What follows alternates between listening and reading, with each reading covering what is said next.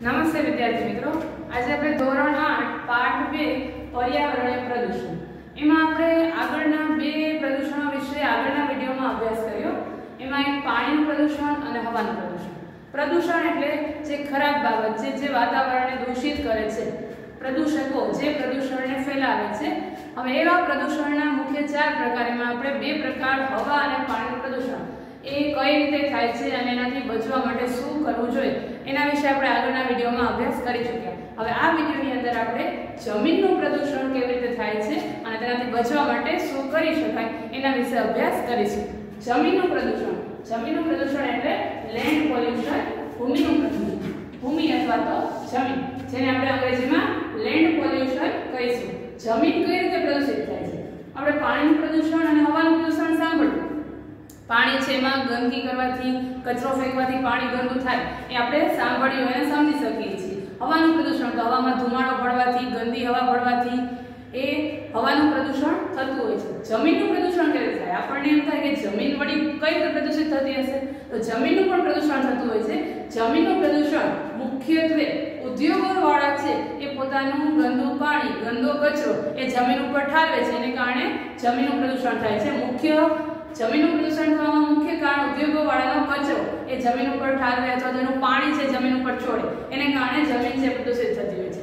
બીજા નંબરની અંદર જે ખેતીની અંદર રાસાયણિક ખાતરો, દવાઓ વાપરવામાં આવે છે એને કારણે પણ જમીન પ્રદૂષિત થાય છે.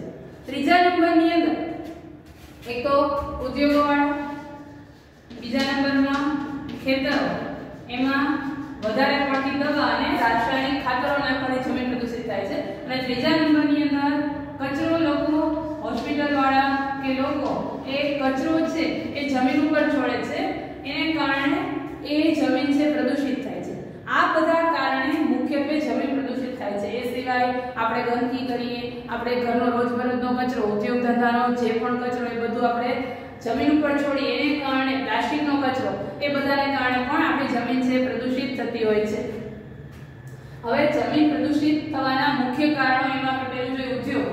તો ઉદ્યોગોવાળા શું કરે છે, તો એ પોતાનું જે પ્રક્રિયા કરી ત્યાર પછીનું જે કેમિકલ વાળું, કલર વાળું ગંદુ પાણી છે જમીન ઉપર છોડે છે. કેટલીક વખત ગટરોના પાણી જે પણ જમીન ઉપર ઉભરાતા હોય છે, જેને કારણે જમીન છે ગંદી થતી હોય છે.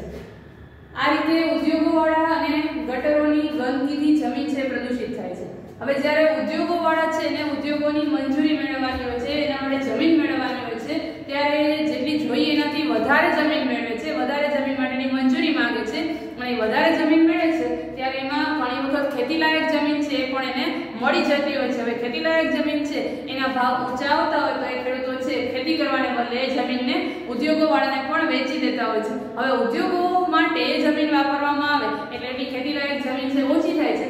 ખેતીલાયક જમીન ઓછી થાય છે એને કારણે આપણને ખેતીમાંથી જે ઉપજ થતી હોય, અનાજનું જે ઉત્પાદન થતું હોય છે ઓછું થાય છે. એટલે એ જમીનનું પ્રદૂષણ તો કરે છે, સાથે આપણી અનાજની તંગી પણ કરે છે. એટલે જ્યારે ખેતીલાયક જમીનની અંદર ઉદ્યોગો શરૂ કરવામાં આવે ત્યારે એ ઉદ્યોગકારો વધુ જમીન મેળવવા માટે ક્યારેક ખેતીલાયક જમીનનો પણ ઉપયોગ કરતા હોય છે, જેને કારણે આપણી ખેતીની આવક પણ ઓછી થાય છે.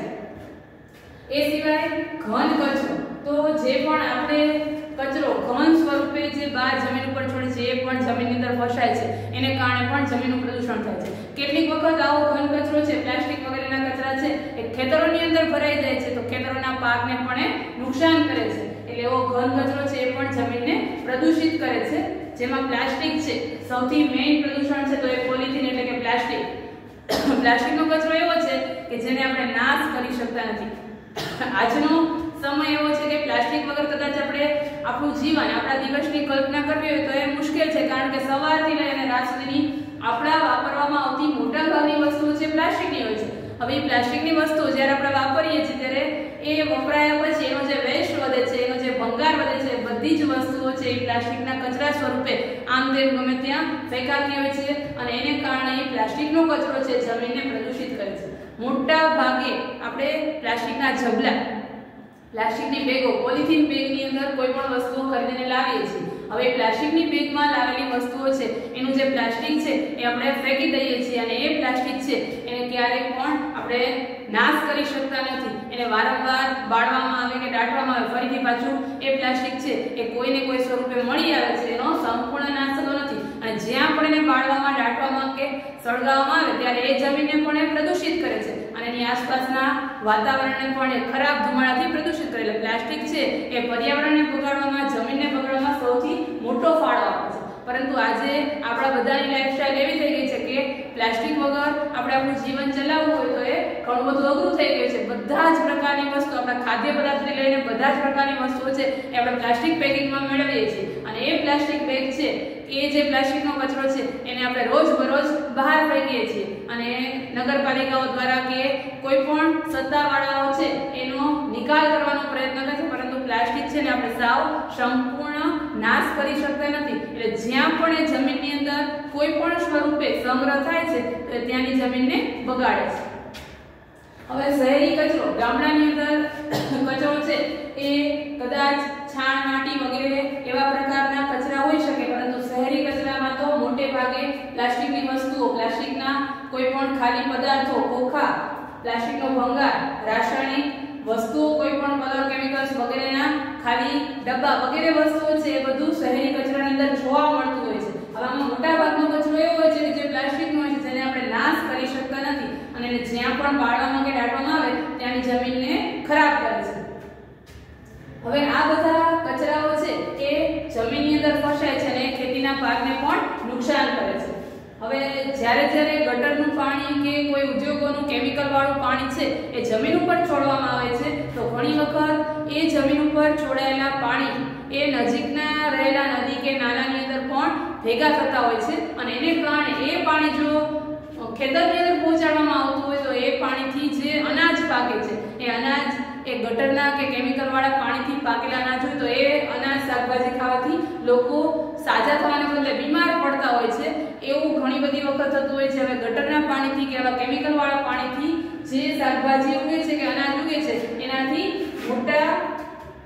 મોટી બીમારીઓ, એમાં ક્ષય કે હાડકાના રોગો છે એવું થતું હોય છે અને ઘણી બધી ગંભીર બીમારીઓ પણ આવા ગંદા પાણીથી ઉપજેલા અનાજ કે શાકભાજી ખાવાથી થતી હોય છે.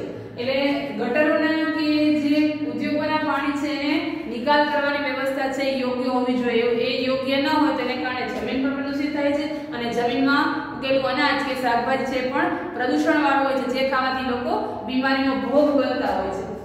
આજે હમણાં આપણે જોયું કે ઉદ્યોગો વાળા છે પોતાની જેટલી જોઈએ એનાથી વધારે જમીન મેળવતા હોય છે. વધુ જમીન મેળવે એટલા માટે ઉપજાઉ જમીન છે ઓછી થાય છે. ઉપજાઉ જમીન એટલે કે જેમાં આપણે ખેતી કરી શકીએ, પાક કરી શકીએ એવી. ઉપજાઉ જમીનની અછત થાય છે એટલે કે ઉપજાઉ જમીન ઓછી થાય છે એને કારણે અનાજ છે એની અછત થાય છે. અનાજ જેટલું જોઈએ એટલું ઉગી શકતું નથી.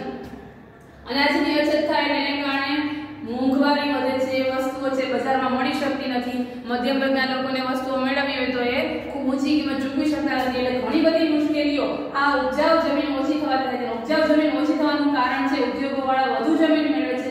એ છે વધુ જમીન એને જોઈતી ન હોય છતાં ભવિષ્યના પ્લાન માટે મોટા પાયા ઉપર જમીન છે અત્યારે ખરીદી લેતા હોય છે અને એ જમીનમાં ઘણી વખત ખેતીલાયક જમીન છે એનો પણ સમાવેશ થતો હોય છે. આવું થાય ત્યારે આપણે અનાજની તંગી છે અનુભવવી પડતી હોય છે.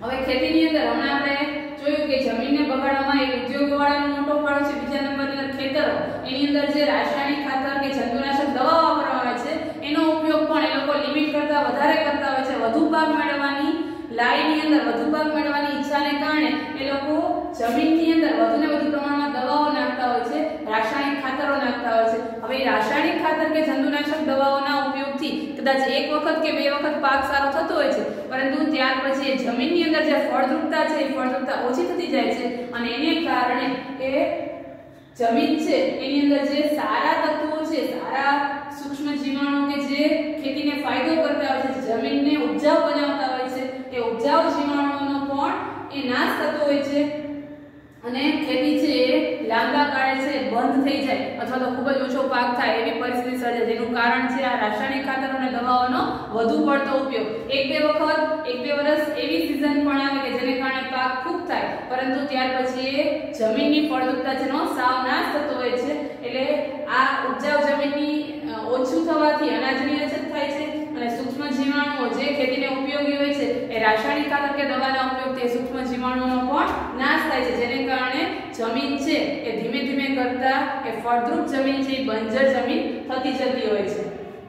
ત્રીજા નંબરની અંદર આપણે જોયું કે કચરો કોણ ફેલાવે છે? તો એમાં મેડિકલ વેસ્ટ એટલે કે હોસ્પિટલો વાળા પોતાના જે પણ દવાઓ વગેરેના જે કચરા છે, દર્દીઓની જે પણ નકામી વસ્તુઓ છે, એ બધું પણ એ લોકો એના નિયમ પ્રમાણે વ્યવસ્થિત એને ખાડો કરીને દાટવું જોઈએ. એને બદલે એ લોકો પણ હોસ્પિટલોનો કચરો છે પણ આજુબાજુની જમીનની અંદર કોઈ નદી નાળાની અંદર ફેંકી દેતા હોય છે, જેને કારણે જમીન ઉપર જો આ કચરો ફેંકવામાં આવે તો એને કારણે ઘણી બધી ગંભીર બીમારીઓ પણ આજુબાજુના લોકોમાં ફેલાવાની શક્યતા હોય છે.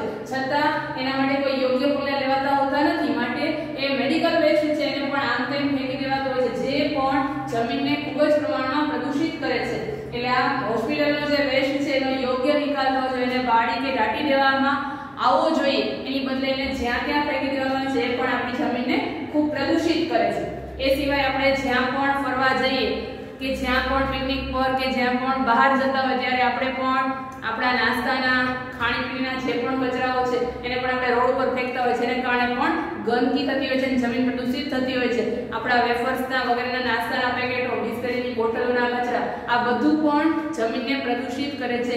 એ જમીનની અંદર જે સારા તત્વો છે એ સારા તત્વોનો આ બધું ફસાવાથી અથવા તો એને બાળવાથી એ સારા તત્વોનો નાશ થાય છે. એટલે જમીનનું પ્રદૂષણ આ રીતે ઉદ્યોગો વાળા કરે છે, ખેતરોની અંદર વધુ દવા નાખીને કરવામાં આવે છે, અને હોસ્પિટલ વાળા એ પોતાનો મેડિકલ વેસ્ટ છોડીને અને આપણે લોકો એ આપણી જવાબદારી સમજ્યા વગર કચરો આડેધડ ફેંકીએ છીએ, એને કારણે પણ આ જમીન છે એ પ્રદૂષિત થતી હોય છે. હવે જમીન પ્રદૂષિત થાય છે, હવે એ જમીનને પ્રદૂષિત થતી અટકાવવા માટે આપણે શું કરી શકીએ? કયા કયા આપણે પગલાં લઈએ તો આપણે જમીનનું પ્રદૂષણ છે એ ઘટાડી શકીએ? તો એમાં સૌથી પહેલા આપણે ઉપજાઉ જમીનની અંદર ઉદ્યોગો સ્થાપવા જોઈએ નહીં. જે ઉદ્યોગો સ્થાપવાની મંજૂરી મળે એ એવા પ્રકારની જમીનમાં મળવી જોઈએ કે જે ઉપજાઉ જમીન ન હોય, એટલે કે જ્યાં પાક ન લઈ શકાતો એવી જમીનની અંદર ઉદ્યોગો સ્થાપવામાં આવે તો આપણે ખેતીલાયક જમીનને બચાવી શકીએ.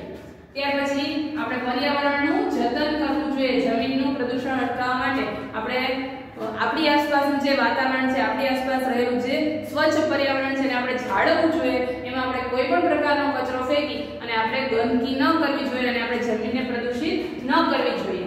રાસાયણિક ખાતરને બદલે દેશી ખાતરનો ઉપયોગ કરવો જોઈએ. પહેલા છાણ વગેરેના ખાતર તરીકે ઉપયોગ કરી બાયોગેસ પ્લાન્ટ, ગોબર ગેસ પ્લાન્ટ એની મદદથી આપણે ખાતર બનાવી આપણા જે ઘરે રહેલા પશુ પ્રાણીઓ છે એના જ છાણમાંથી એ ગોબર ગેસની મદદથી વીજળી પણ ઉત્પન્ન કરી શકાય.